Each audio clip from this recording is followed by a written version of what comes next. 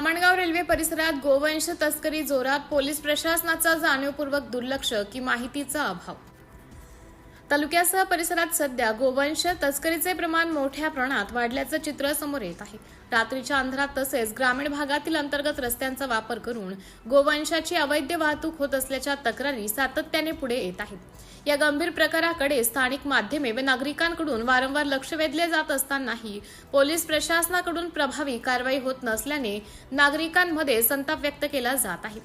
मिळालेल्या माहितीनुसार मुख्य महामार्ग टाळून गावातील दुय्यम मार्गांद्वारे गोवंश वाहतूक केली जात असून काही वाहनांमधून अमानुष पद्धतीने जनावरांची ने-आण केली जात असल्याचंही सांगितलं जात आहे।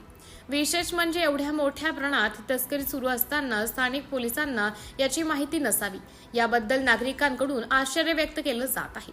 स्थानिक नागरिक व गोरक्षक संघटनांनी पोलिसांच्या गुप्तचर यंत्रणेवर गंभीर प्रश्न उपस्थित केला आहे।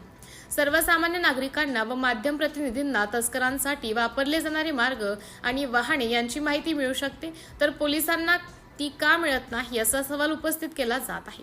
काही नागरिकांनी तर या प्रकरणात जाणीवपूर्वक दुर्लक्ष अथवा मिलीभगतची शक्यता नाकारता येत नसल्याचं म्हटलं आहे। सतत वाढत्या असलेल्या गोवंश तस्करीमुळे भविष्यात कायदा व सुव्यवस्थेचा प्रश्न निर्माण होण्याची शक्यता व्यक्त केली जात आहे। यामुळे वरिष्ठ पोलीस अधिकाऱ्यांनी या संपूर्ण प्रकरणाची गंभीर दखल घेऊन तस्करीच्या नेटवर्कचा पर्दाफाश करावा, तसेच संबंधित कठोर कारवाई करावी अशी मागणी नागरिकांकडून होत आहे। कडक कायद्याची अंमलबजावणी केवळ कागदावर। राज्य शासनाने संघटित गोवंश तस्करी रोखण्यासाठी कठोर उपाययोजना करण्याचे निर्देश दिले आहेत।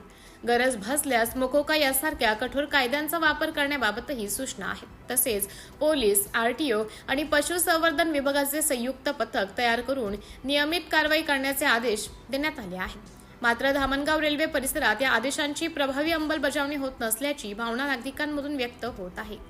सिटी इंडिया न्यूज साठी जिल्हा प्रतिनिधी अनिल शर्मा, धामणगाव। अरे महाराज मैं क्या हो रहा ये बच्चे